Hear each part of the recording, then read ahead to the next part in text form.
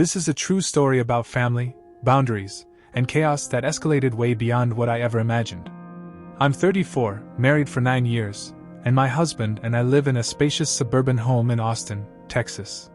4 bedrooms, a pool, a backyard large enough for a small party, nothing fancy, but perfect for gatherings. I bought this house before we got married. Not to brag, but it's mine, and it's been my safe space for years. My sister-in-law, 27, has lived with her parents since college. She doesn't work, doesn't plan to, and has always been the free spirit of the family. She's obsessed with wellness influencers and keeps repeating that degrees are for suckers, and real success comes from vibes, not resumes. Meanwhile, I worked my way through college and early adulthood to buy this home independently. A few months ago, she got engaged to a guy she's been dating for less than a year. Everything seemed normal until she casually dropped this bomb during a family dinner. The wedding's going to be in the big house in the spring, outside in the yard, dinner inside. It's going to be perfect. I froze. My heart skipped a beat. Did she just mean my house? She didn't even look at me. She just assumed it was available. My parents-in-law smiled as if everything had already been decided. Nobody asked me. I turned to my husband, expecting him to step in. He just shrugged, looking uncomfortable. It's your house. You decide. And there it was. The moment I realized I was facing a nightmare. Say no and become the villain who ruins her dream wedding. Or say yes and lose control of my own home. I had no idea what agreeing would unleash. Manipulation, lies, and chaos that would involve police, ruin relationships, and a showdown I would never forget. This isn't just a wedding story. It's a story about ownership, boundaries, and family entitlement, and trust me, things are about to get ugly. After the initial shock, I spent days going over what to do. Saying no felt impossible. She'd throw a tantrum, my in-laws would guilt-trip us, and somehow I'd be painted as the evil sister-in-law who ruins dreams. So, like many of us do, I gave in, but I thought I could control it with boundaries. I agreed, but on very strict terms. Only the backyard and the living room could be used. I and my husband would remain in the house during the wedding weekend. No one could touch my personal items.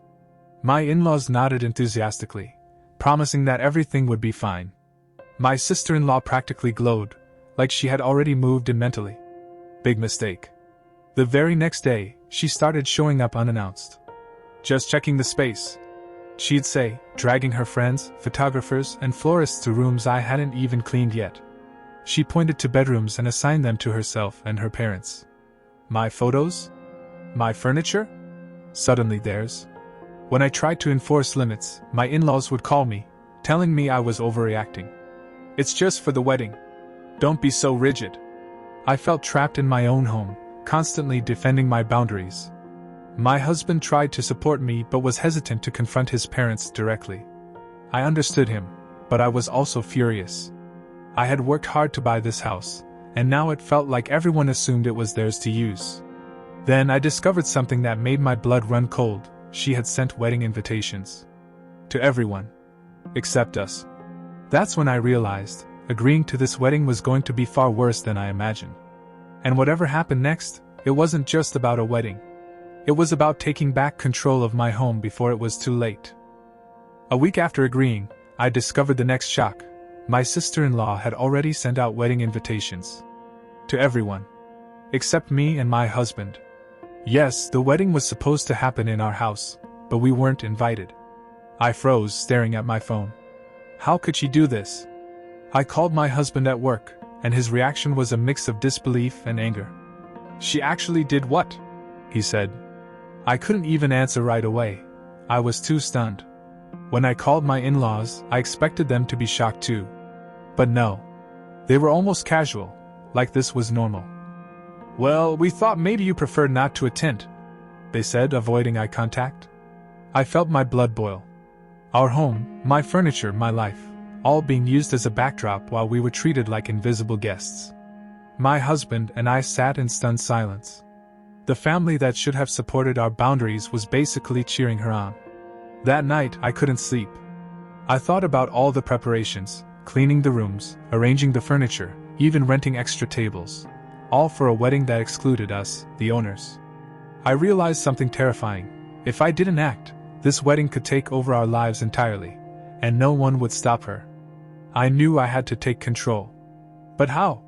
Confronting her directly could lead to screaming, accusations, and a family meltdown. Ignoring it would let her walk all over me. And I also knew one thing: this wasn't just about a wedding. It was about ownership, respect, and finally setting boundaries she couldn't ignore.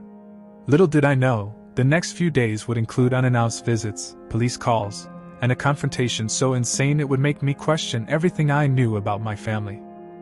The very next morning, I woke up to noises outside. Someone was moving chairs and tables across the backyard. I looked out the window and saw my sister-in-law, smiling like she owned the place, walking around with two strangers she called wedding planners. I took a deep breath and confronted her through the front door. "This is my house. You need permission to be here." Her smile didn't waver. Instead, she waved her hand toward the rooms. "Relax. We're just checking out spaces. Your parents won't even notice. My mom and dad will take your bedroom, and I'll take the master with the walk-in." My photos, my furniture, my personal belongings, suddenly assigned to her family like they were theirs. I tried to stay calm, reminding myself to breathe. My husband wasn't home yet, and I knew any outburst could spiral out of control. I asked about the wedding invitations and the exclusion of us, the owners. She shrugged. "Don't worry. You're not attending, so no one will even know." It hit me then. She wasn't just assuming control of the space. She was erasing us from our own home. She had created a fantasy where the house belonged to her parents, and she was the star. I realized I had only one option: take back control, now, before it was too late. I started planning how to stop this wedding from turning my home into a stage for lies, manipulation, and drama that could destroy relationships. What I didn't know yet was how far she was willing to go, and how chaotic it would get once she realized I wasn't backing down. By the afternoon, it became clear: my sister-in-law had no intention of respecting boundaries. She had moved in mentally, assigning rooms, planning layouts, and talking about where decorations would go, all without consulting us. I called my husband while she was still outside. "We can't let this continue," I said. "She's treating our house like a hotel for her wedding fantasy. Something has to be done." He agreed, though reluctantly. "It's your house. You decide," he reminded me. Those words gave me courage. I realized that saying no would make me the villain in everyone's eyes, but giving in would let her manipulate and control our home. I made the decision: there would be no wedding in our house.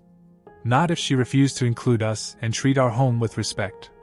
I called my in-laws to explain calmly but firmly that the house was off limits. Their reaction was panic mixed with guilt. "Please reconsider," they begged. "Think of the family reputation." I told them exactly what I thought. This was not our responsibility. We didn't create her problems. We didn't owe her access to our life or our home. If she wanted a wedding, she could find her own venue. Meanwhile, she continued arriving, trying to sneak in planners, florists, and photographers. It was surreal, like living in a horror comedy. I knew that if I didn't enforce my decision physically, she would just walk right over me. That evening, I started planning the final moves to reclaim my house: control of keys, security systems, and limiting access. I also knew that confrontation was inevitable. She was about to realize that I wasn't going to let her hijack my life, and it wasn't going to be pretty. The big day arrived. Technically, it was supposed to be my sister-in-law's wedding, in my house. But after days of chaos, I was ready. No one was getting in without permission. At 8 a.m., I heard footsteps and the moving of tables outside. The wedding planner she had hired arrived alone, apparently sent ahead while she went to a bachelorette party. I opened the door and calmly explained, "This is my house. There will be no wedding here. Please call her and let her know." He looked stunned, trying to explain that payments were made, the venue was confirmed, and that her fiancé and family would arrive soon. I shook my head. "I'm sorry. The house is no longer available. That's not my problem." An hour later, her fiancé arrived, confused and worried. He rang the doorbell and asked for her. I explained the situation. She had lied about the house being hers and excluded us from the wedding. He was shocked, upset, but understood quickly that the lies were hers, not ours. Meanwhile, my in-laws called repeatedly, begging us to let the wedding happen. My husband, finally fed up, told them, "It's too late. The house is ours, and it will not be used for this wedding." By 10 a.m., the chaos was at its peak. The designer had left, the fiancé had to rethink the day, and my sister-in-law had yet to arrive. She would soon discover that her fantasy wedding in our home was officially cancelled. I sat down with a cup of coffee, feeling a strange mix of relief and anticipation. For the first time in days, I was in control of my home again. But I knew the confrontation with my sister-in-law was coming, and it would be explosive. Around 10:30 a.m., I heard frantic pounding on the front door. My heart sank. There she was, my sister-in-law, the princess bride, screaming like she owned the place. Her voice carried across the yard, echoing with anger and entitlement. I didn't answer at first. She was shouting, calling me names. Evil, selfish, the reason my wedding is ruined. She then called my husband, yelling into the phone, blaming us for everything. He stayed calm but was visibly frustrated.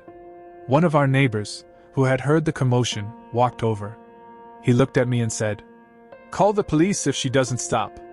You have every right to protect yourself." The pounding continued.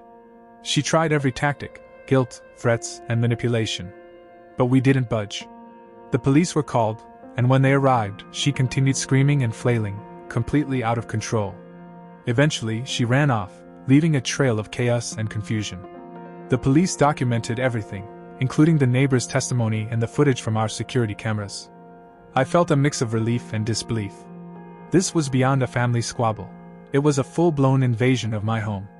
For the first time, I realized the stakes.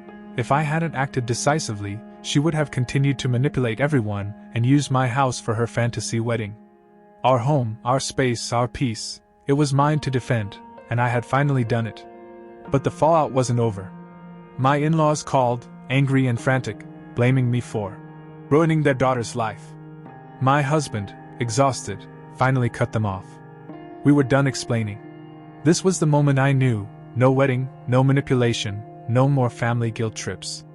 I had won my home back, but the drama was far from over. After the chaos of that morning, the drama didn't end.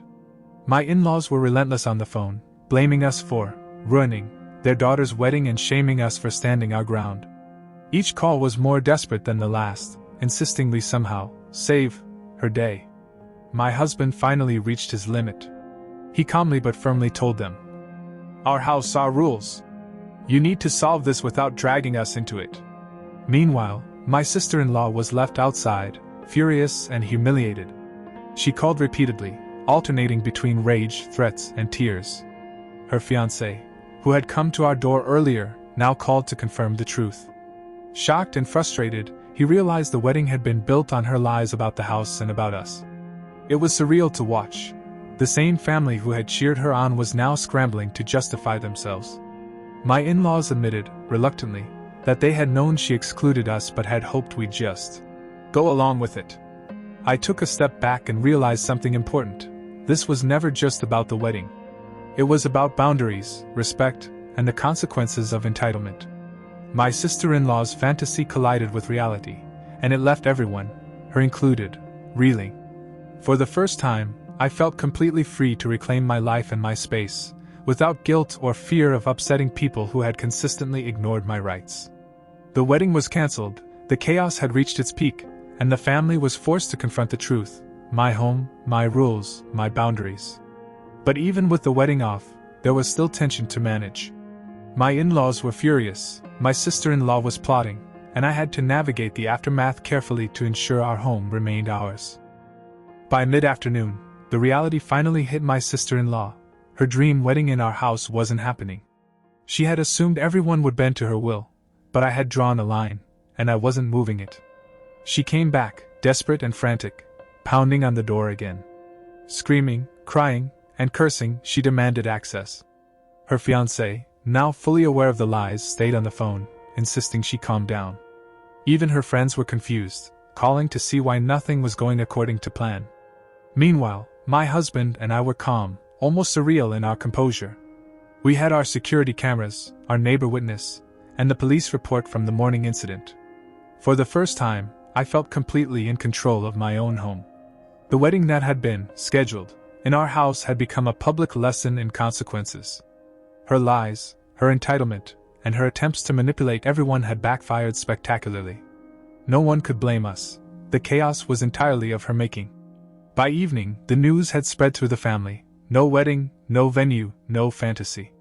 She was left to explain to her fiancé, her parents, and the wedding guests that everything had collapsed because of her own choices. It was vindicating in a way. I had defended my home, my boundaries, and my dignity. And though the drama wasn't over completely, I knew one thing: we had won this battle, and nothing could force us to give in again. The day after the cancelled wedding, our house finally felt like ours again. The chaos, the pounding, the frantic phone calls, it was over. My sister-in-law sulked, fuming in her own world, while her fiancé and friends tried to process the lies and confusion she had created. My in-laws, still upset, tried reaching out to blame us, but my husband ignored the calls. He had finally realized that protecting our home and boundaries was more important than appeasing entitlement and guilt trips. For me, the lesson was clear: saying no isn't selfish. Defending your space, your life, and your rights isn't rude, it's necessary. All the preparations she assumed would happen in our house were irrelevant now. Her fantasy had collapsed under the weight of her own lies. Even my neighbor commented on how peaceful it was now. Finally, some normalcy, he said with a small smile. And it was true. For the first time in weeks, we could enjoy our home without fear of intrusion, manipulation, or drama. The bride learned the hard way: entitlement doesn't give you ownership, and lies have consequences. We had shown that boundaries matter and that defending your life and property is worth any backlash. Our house, our rules, our peace, it was ours, and no one could take it away again. It has been several weeks since the wedding that never happened, and finally, our home feels completely ours again. The chaos, the shouting, the uninvited wedding planners, and the manipulation are all behind us. My sister-in-law is facing the consequences. Her wedding plans collapsed, her fiancé is frustrated and disappointed, and she is beginning to realize that entitlement, lies, and manipulation have real-world consequences. My in-laws, who once pressured us endlessly, are slowly accepting that boundaries are not optional, they are essential. While the tension hasn't fully disappeared, they have stopped calling constantly and trying to intervene, realizing that our decisions about our home are final. For me, the most important lesson was never about weddings. It was about standing firm, defending your space, and valuing self-respect.